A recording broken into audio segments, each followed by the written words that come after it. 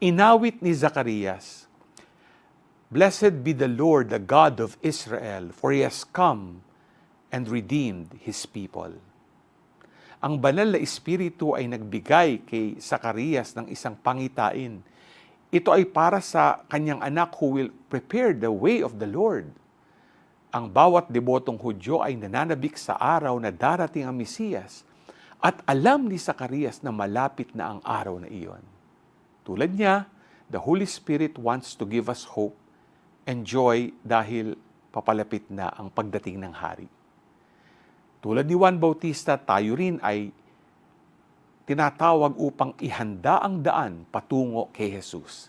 At katulad ni Juan Bautista, ihanda ang ating kapwa tungo kay Jesus.